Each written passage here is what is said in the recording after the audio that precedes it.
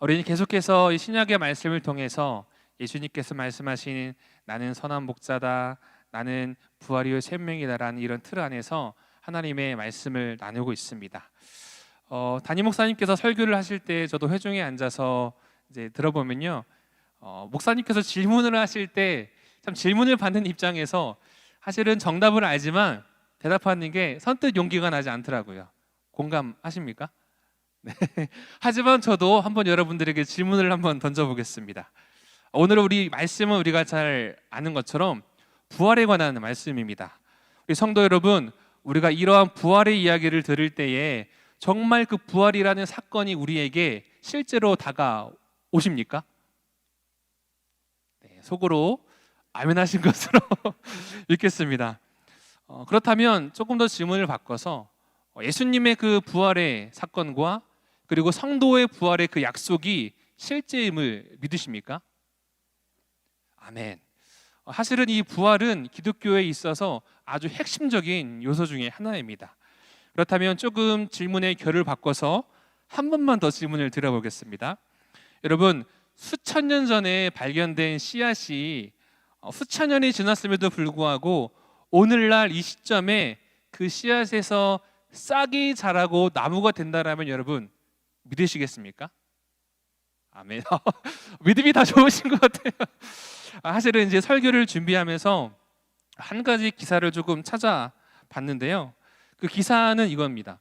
2000년 전 예수님이 살던 당시에 그 성경이 기록된 종려나무죠. 대추야자의 그 나무의 씨앗이 발견이 되었고, 그리고 오늘날의 기법을 활용하여 이스라엘에 있는 한 연구진이 그 싹을 틔우는 데 성공을 했다라고 합니다. 한번 우리 사진을 보여주시겠어요? 제가 한번 찾아봤는데요. 밑에 보면은 이 나무의 이름이 이제 아담이라고 써 있는데요. 이 나무가 많은 씨앗 중에 싹이 터서 나무가 된 사진 중에 한 가지입니다. 참 사실은 생각해 본 적은 없던 것 같아요.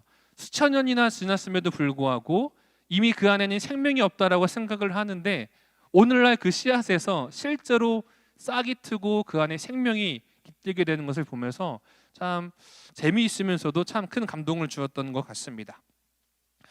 사실 우리는 최근에 이처럼 과거에 이미 영향력을 잃었거나 생명을 잃었다라고 생각을 했는데 그것들이 다시 깨어나는, 그것들이 다시 부활하는 것들을 우리는 경험을 하고 있습니다. 예를 들면 우리 성도님들 트로트 좋아하시지요? 지금도 반영하는지는 모르겠지만 과거에 미스터 트롯, 미스 트롯이라는 프로그램을 통해서 트로트가 다시 막 열풍을 불기 시작했습니다. 그리고 우리 어르신들은 조금 모를 수도 있는데 젊은이들 사이에서는 그 싸이월드라고 하는 메신저가 다시 부활을 한다라고 했을 때 참 저도 참 기대가 되고 설레었던 경험을 했습니다. 그리고 패션과 디자인도 살펴보면 이미 지나간 것들, 레트로라고 하는 이 복고풍이 다시 유행을 하게 되는 것을 보게 됩니다. 이런 이슈들을 접할 때 저는 부활을 떠올리게 되었어요. 이처럼 이 세상의 것들도 잊혀진 것 같지만 다시 살아남으로 인하여서 영향을 주는데 우리 기독교에 있어서 정말 중요한 핵심인 이 부활의 사건을, 이 부활을 내가 떠올릴 때 과연 나는 이 부활이라는 사실, 이 믿음의 역사를 나는 어떻게 바라보고 있는가라는 스스로에 대한 질문을 한번 해보게 되었습니다. 그런데 우리에게는 좀 그런 경향이 있는 것 같습니다. 이 성경에 기록된 사건이나 이 부활에 대한 이야기를 우리가 어렸을 때부터 많이 듣다 보니 이 부활이라는 기적과 놀라운 사건을 마치 우리가 떠올 때 그냥 어렸을 때 들었던 기억과 인식 중에 하나, 즉 마치 화석처럼 여기게 되는 모습이 우리에게 있다는 것을 발견을 하게 되었습니다. 여러분, 화석 다들 아시지요? 화석은 어떠합니까? 이 화석을 보게 되면 이 생명체가 실제로 있었구나라는 것을 우리가 학습을 하고 배우게는 되지만 이 생명체가 실제로 내 옆에서 살아서 존재하는 것을 깨닫지는 못하게 됩니다. 그런데 마치 우리의 신앙도 이와 같을 때가 있다라는 거예요. 성경에 기록된 많은 기적과 사건들, 하나님의 일하심, 그리고 특별히 오늘 본문에 나타난 이 부활이라는 놀라운 사건과 기적을 우리가 볼 때에 이미 이미 예수님께서 2000년 전에 부활하신 것, 혹은 미래에 일어날 한 가지의 그 약속으로만 치부해 버리게 된다면 이미 그 능력과 생명이 우리에게 약속되었음에도 불구하고 마치 그것을 그냥 우리의 신앙이 화석처럼 되어지게 버릴 수도 있다라는 사실을 우리는 기억을 해야 합니다. 마찬가지로 예수님의 그 부활과 그로 말미암는 그 생명을 그냥 지나간 하나의 사건으로만 기억한다면 하나님께서 우리에게 주시고자 하는 그 놀라운 은혜와 역사를 우리가 경험을 하지 못하고 놓쳐버릴 수도 있다는 사실입니다.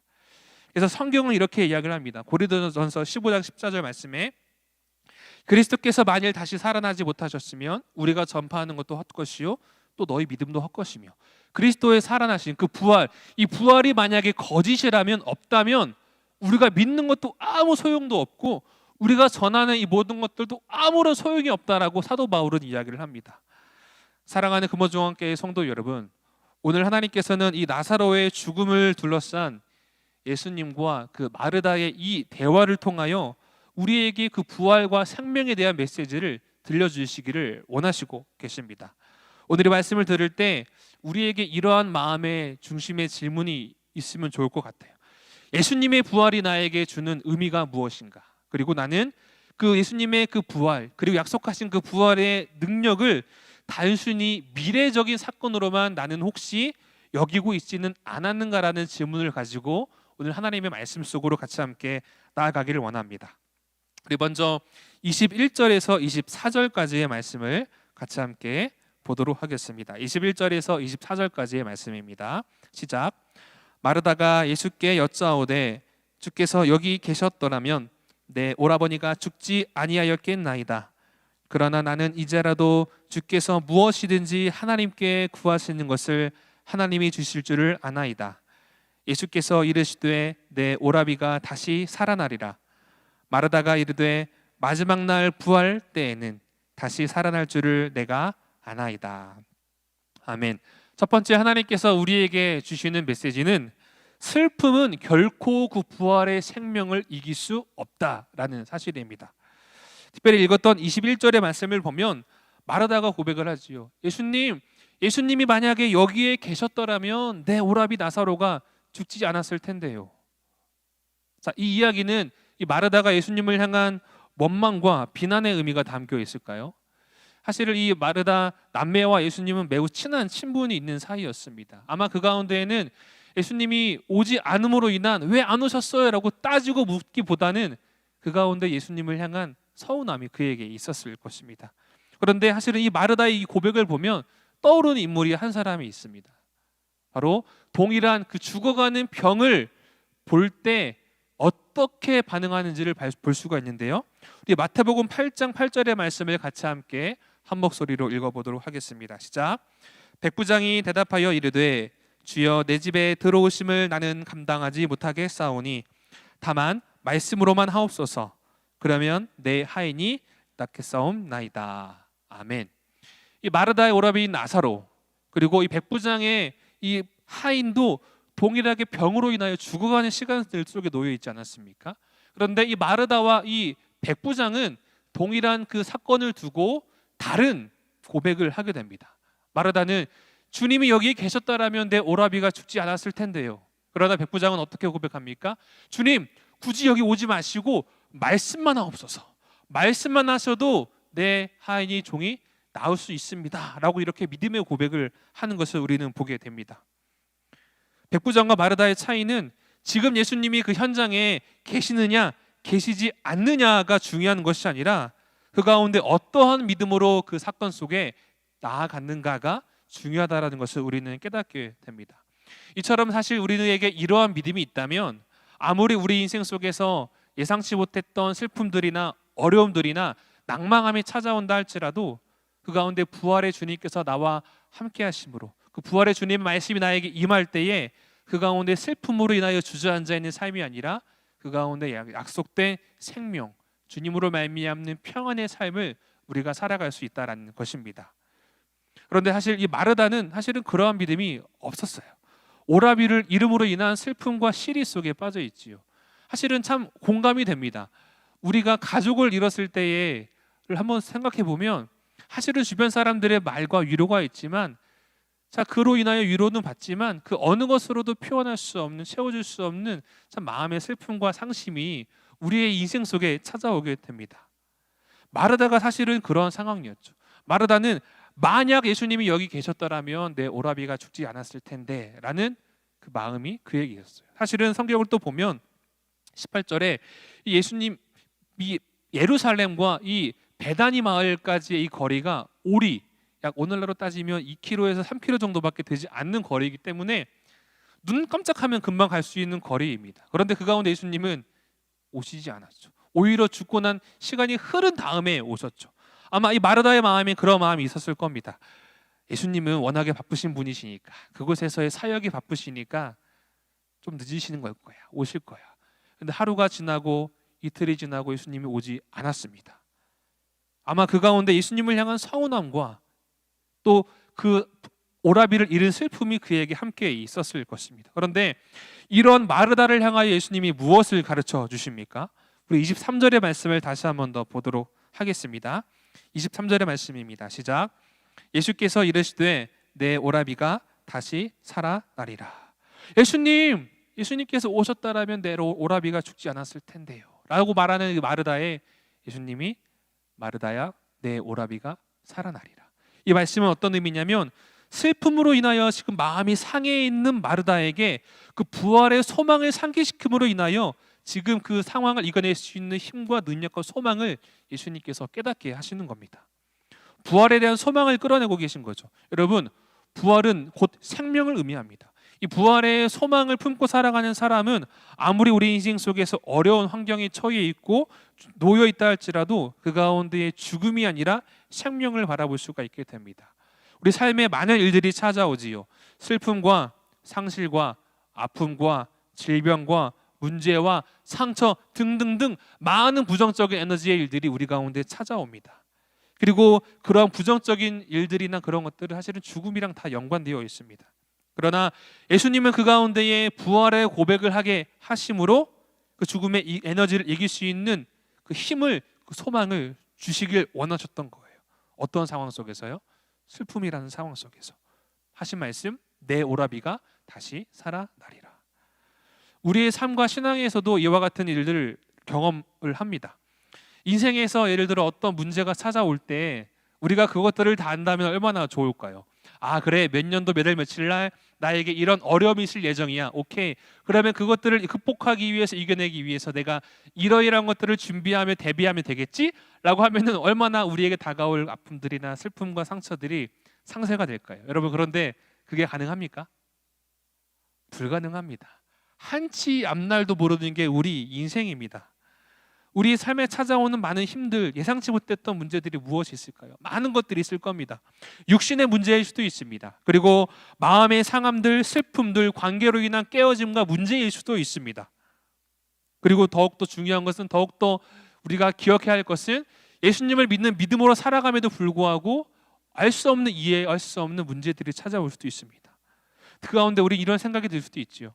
내가 정말 열심히 했는데, 열심히 봉사도 하고 하나님께 헌신도 많이 하고 전도도 많이 하고 말씀도 많이 보고 기도 자리도 내가 놓지 않았는데, 그럼에도 불구하고 내 인생 속에서 슬픔과 어려움이 찾아올 때 우리의 마음은 어떠할까요? 때로는 나의 수고와 이 열심을 아무도 몰라주는 것 같을 때, 그때 우리의 마음은 어떠할까요? 무너지고 그로 인하여 소망이 사라지고 슬픔과 아픔이 우리를 짓누르게 됩니다. 그러나 그 가운데에 주님께서는 마르다가 그런 상황 속에 빠지지 않도록, 놓여있지 않도록 이 부활의 소망의 메시지를 전하시며 그 슬픔을 이겨낼 수 있는 그 능력을, 그 약속을 주님께서는 말씀하신 것입니다. 이사야서 55장 8절에서 9절의 말씀을 한번 같이 보도록 하겠습니다. 자막을 통해서 같이 함께 읽겠습니다. 시작. 이는 내 생각이 너희의 생각과 다르며 내 길은 너희의 길과 다름이니라. 여호와의 말씀이니라. 이는 하늘이 땅보다 높음같이 내 길은 너희의 길보다 높으며 내 생각은 너희의 생각보다 높음이니라. 아멘. 우리에게 이런 하나님을 향한 믿음과 신뢰가 필요합니다. 슬픔과 아픔으로 인한 부정적 에너지를 묵상하는 것이 아니라 내 생각과 내 경험과 내가 원하는 것과는 다르다 할지라도 항상 나의 목자가 되신 그 주님께서 선하고 옳은 길로, 바른 길로 인도하신다라는 그 능력의 하나님을 향한 믿음과 신뢰가 우리에게 필요하다라는 것이죠. 마르다의 생각은 지금 이 아픔이 생기지 않도록 예수님이 시간 안에 제때 왔으면 제일 좋았을 텐데 주시지 않은 주님에 대한 서운함들, 그로 인한 마음의 슬픔들이 찾아왔을 것이죠. 그러나 예수님은 그런 마르다를 그대로 두지 않으시고 슬픔에 갇혀 있는 마르다를 향하여 내 오라비가 살아나리라 라고 말씀하셨습니다. 나의 생각에는 어떠한 문제가 발생하지 않는 게 가장 최고인 것 같고 가장 베스트인 것 같고 항상 우리 인생이 형형대로의 인생을 살아가는 게 가장 좋은 것 같다라고 하지만 생각이 되지만 하나님의 관점은 그거랑 다를 수도 있어요. 하나님의 관점은 그와 다를 수 있다는 것을 우리가 기억하길 원합니다. 사랑하는 금호중학교의 성도 여러분, 오늘 이 밤 소망하는 것은 저와 여러분의 인생을 향한 그 하나님의 신실함과 그 하나님의 사랑의 음성을 우리가 기억하고 붙잡음으로 말미암아 믿음을 통하여 슬픔 가운데의 그 부활의 소망, 그리고 그로 인하여 생명을 누리며 삶을 살아가는 우리 모두의 인생이 되어지기를 주님의 이름으로 축복합니다. 아멘. 두 번째, 우리 24절에서 26절의 말씀을 같이 함께 한 번 더 읽어보도록 하겠습니다. 시작. 마르다가 이르되 마지막 날 부활 때에는 다시 살아날 줄을 내가 아나이다. 예수께서 이르시되 나는 부활이요 생명이니 나를 믿는 자는 죽어도 살겠고 무릇 살아서 나를 믿는 자는 영원히 죽지 아니하리니 이것을 내가 믿느냐. 아멘. 두 번째, 주님께서는 우리에게 말씀하십니다. 오늘을 살아가는 우리는 영원한 것을 바라보며 살아갈 수 있다는 것을, 오늘을 살면 영혼을 바라볼 수 있다라는 놀라운 진리를 하나님께서는 우리에게 말씀하십니다. 여러분, 이 부활이라는 사건이, 이 부활이라는 약속이 단지 그냥 미래적인 사건에만 머물러 있게 된다면 정말 당장 우리 이 지금 살아간 이 순간의 삶의 문제와 어려움들이 찾아왔는데 여러분, 그게 어떤 상관이 있습니까? 정말 나는 정말 힘들어 죽을 것 같은데 그 부활에 대한 소망이 지금 나에게 있는 것이 아니라 단지 나와 상관없는 먼 미래에만 있는 사건이라고 우리가 생각을 한다면 과연 그게 우리에게 어떤 의미가 있을까요? 부활을 단순히 미래적인 의미로만 생각하는 경향이 우리에게는 있습니다. 그 부활로 인하여 우리에게 주어진 그 영원한 생명을 단순히 미래적인 의미로만 우리가 생각하는 경향이 있습니다. 마르다가 그랬습니다. 마르다는 24절에 보면 마지막 날 부활 때에는 다시 살아날 줄을 내가 믿습니다 라고 고백을 합니다. 이 부활에 대하여 매우 미래적이며 지극히 관념적인 생각으로만 품고 있었던 것이죠. 그런 마르다에게 예수님이 말씀하시기를 내 오라비가 살아날 것이다 말씀하십니다.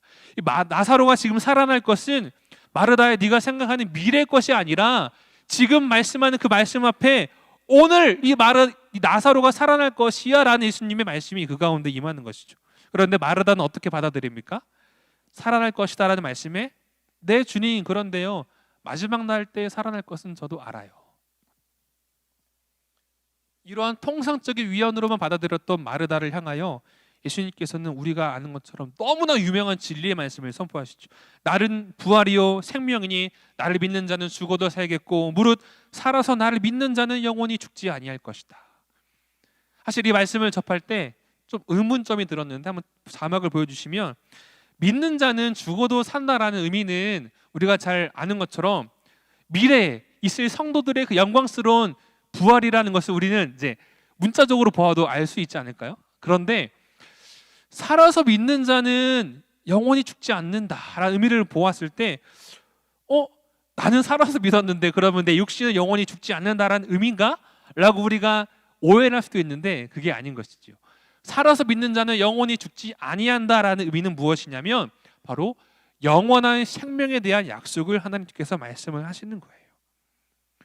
바로 그 부활의 소망을 품고 오늘을 살아가는 이 순간에 이 현재를 살아가고 있는 그 우리에게 하나님의 능력이 동일하게 임한다라는 것이죠. 단순히 그냥 죽어서 가는 영원한 나라의 그 천국에서만 하나님의 주권과 다스림 가운데 살아가는 게 아니라 그 가운데만 슬픔과 눈물과 두려움이 없는 삶이 아니라 오늘 이 순간 그 부활의 소망의 주님을 붙잡고 영생의 약속을 받음으로 말미암아 오늘 우리에게도 그와 같은 능력이, 영원한 생명의 약속이 주어졌다라는 것입니다. 이는 사실 여러분 매우 중요합니다. 왜냐하면 만약에 이 부활의 소망이 없다면 예수님을 믿는 것은 나에게 아무런 영향을 미치지 못하게 됩니다. 그저 예수님은 지금도 무덤에 계시는 분, 지금도 무덤에 누워 계시는 분에 불과하게 되는 겁니다. 그리고 우리 삶의 문제와 두려움이 찾아올 때 주님으로 말미암는 그 생명을, 그 은혜를, 그 회복을, 그 능력을 우리는 경험할 수가 없게 되는 것이죠.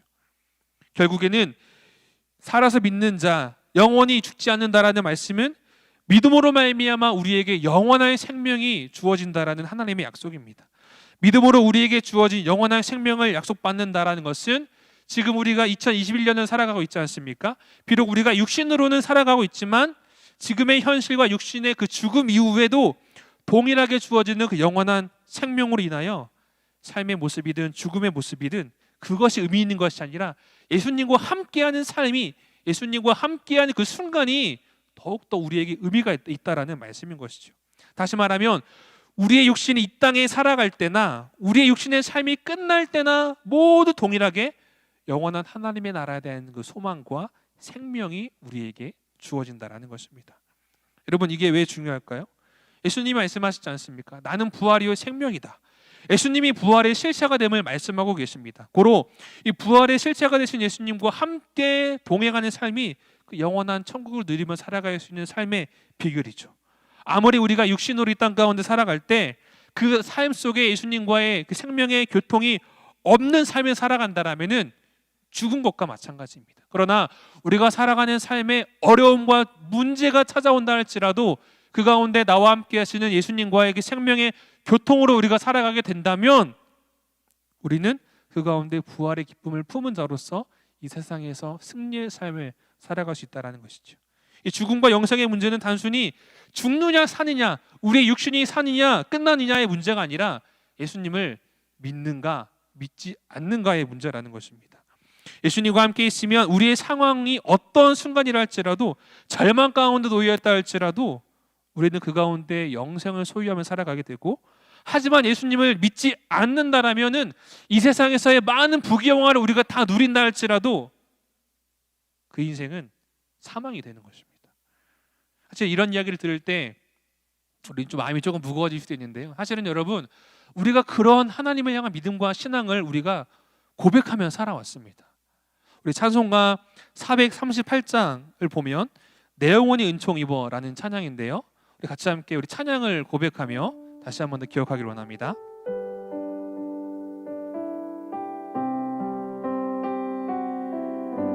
같이 함께 찬양으로 고백하겠습니다. 내 영혼이 은총 입어 중한 죄짐 벗고 보니 슬픔 많은 이 세상도 천국으로 화하도다. 할렐루야 할렐루야 찬양하세. 내 모든 죄 사함 받고 주 예수와 동행하니 그 어디나 하늘나라. 아멘. 1절만 고백했지만 사실은 2절과 3절의 가사를 보면 동일한 맥락의 고백을 우리가 하면서 살아왔어요. 내 마음속에 이루어지니 날로 가깝도다. 내 주 예수 모신 곳이 그 어디나 하늘나라. 멀리 뵈던 그 하늘나라 내 마음속에 이루어지니 주 예수 모신 곳이 그 어디나 하늘나라. 현재를 살아가고 있지만 그 영원한 것을 바라보며 살아간다라는 소망을 우리는 그동안 많이 해왔는데 삶의 문제가 바쁘다 보니까 이것을 놓치며 살아왔던 모습이 우리에게 있습니다. 주 예수와 동행하니 그 어디나 하늘나라. 바로 이와 같은 고백이 아직 우리에게 육신의 죽음이 찾아오지는 않았지만 우리가 살아가는 삶 속에 그 부활의 주님과 동행함으로 말미암아 우리에게 주어진 그 부활의 능력을 소유하며 살아가는 삶의 비결인 것입니다. 결국 부활의 소망과 그 부활의 신앙은 내가 주인된 삶이 아니라 그냥 죽어서만 가는 그 하나님 나라에서 하나님의 다스리심을 받는 삶이 아니라 지금 이 순간에도 나의 주가 되시는 예수님의 다스리심과 그 통치하심을 받으며 살아가는 삶이 되는 거예요. 그렇기 때문에 나는 죽고 내 안에 계신 예수께서 살아가시는 그 삶을 우리가 살아가게 되는 것입니다. 지금 당장은 내 자아가 죽음으로 인해 고통이 동반되고 하나님께서 주시는 그 생명을 날마다 누리며 삶을 살아가는 것이죠. 결국엔 이 땅에서의 삶과 그 인생이 영원한 것이 아니라 하나님과 동행하며 그 예수님과 항상 날마다 살아가는 삶이 지금이나 영원한 시간 속에서나 동일하다라는 사실입니다. 사랑하는 금호중앙교회 성도 여러분, 우리의 삶과 신앙이 날마다 이 부활의 주님과 동행함으로 말미암아 영원한 생명을 소유하며 삶을 살아가는 우리 모두가 되어지기를 주님의 이름으로 축복합니다. 마지막으로 24절에서 27절까지의 말씀을 한 번 더 보도록 하겠습니다. 시작. 마르다가 이르되 마지막 날 부활 때에는 다시 살아날 줄을 내가 아나이다. 예수께서 이르시되 나는 부활이요 생명이니 나를 믿는 자는 죽어도 살겠고 무릇 살아서 나를 믿는 자는 영원히 죽지 아니하리니 이것을 내가 믿느냐. 이르되 주여 그러하외다. 주는 그리스도시요 세상에 오시는 하나님의 아들이신 줄 내가 믿나이다. 아멘. 이와 같은 우리의 삶 속에 부활의 메시지가 우리에게 주어지고 들려질 때 우리는 단순히 그것을 그냥 듣고 아는 것에서만 머물러 있으면 결코 안 됩니다. 올바른 지식을 소유하고 그 상태에 머물러 있으면 그게 우리의 신념과 확신을 될 수는 있지만 그게 반드시 우리의 신앙과 믿음이라고는 할 수가 없는 것이죠.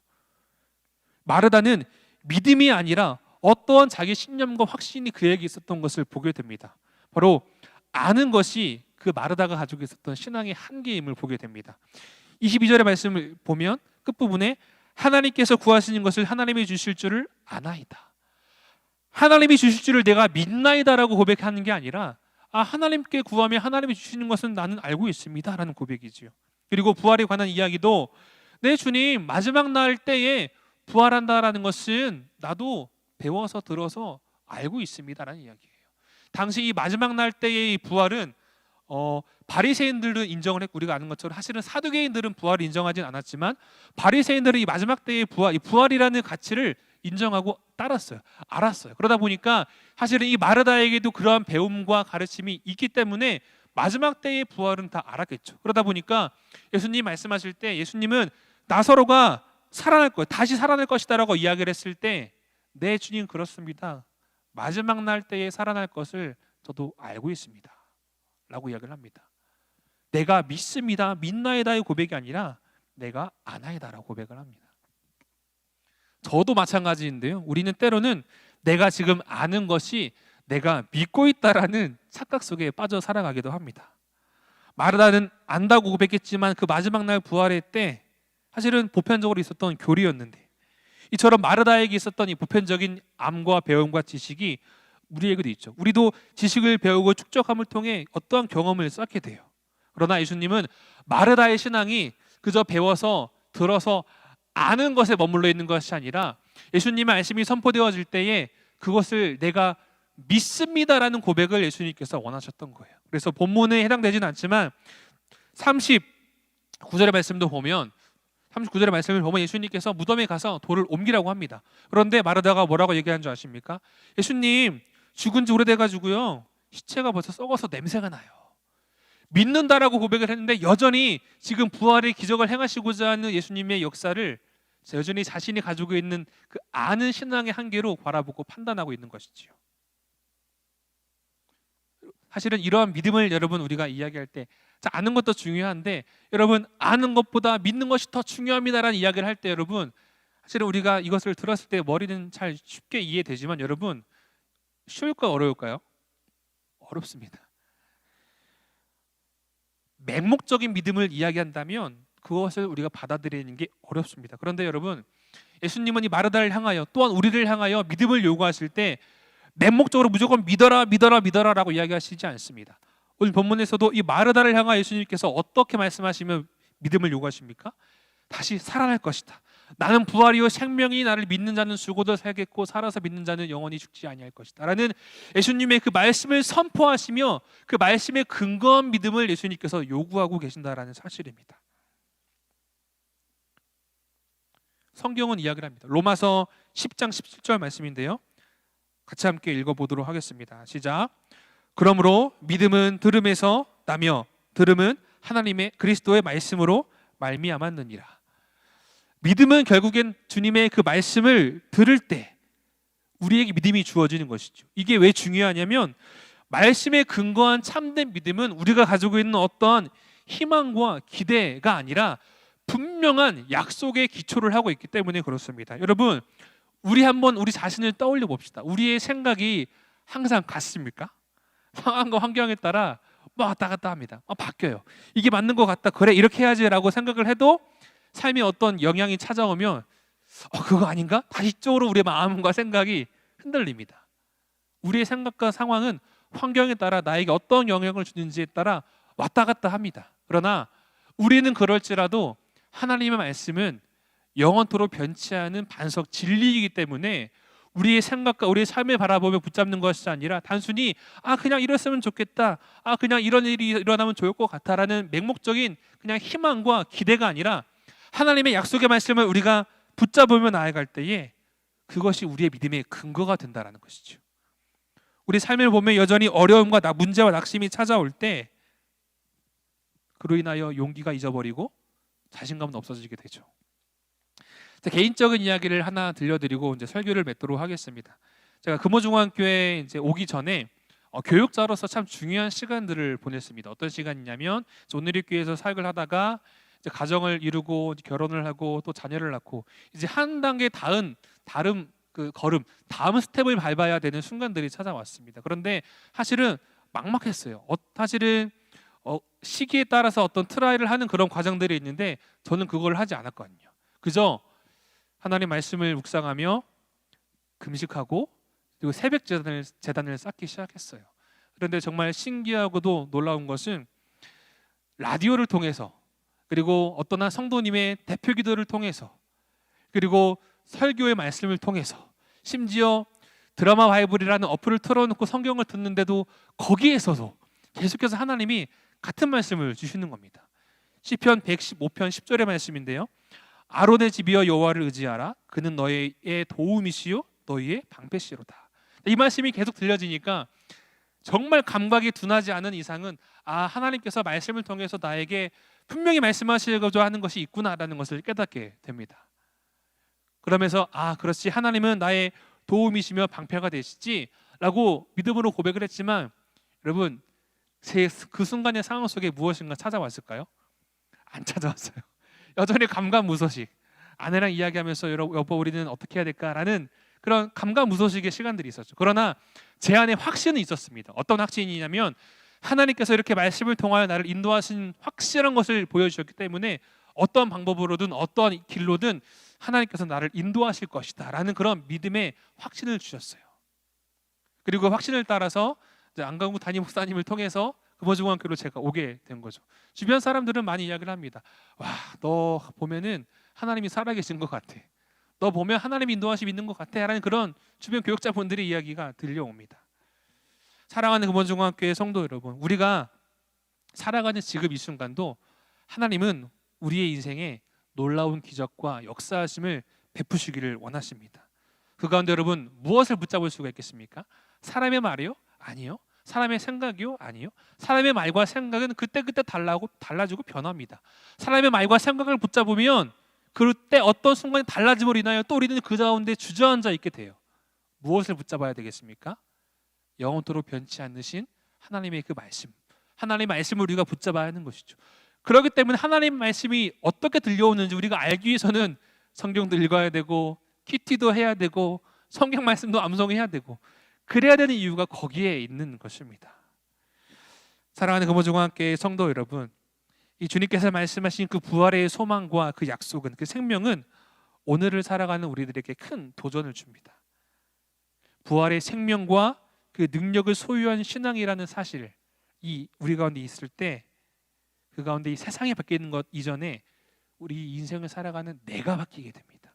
예수님의 그 부활의 사건으로 여전히 세상은 그대로이지만 그 세상을 살아가는 나의 신앙의 모습이 변하게 된다라는 것이지요.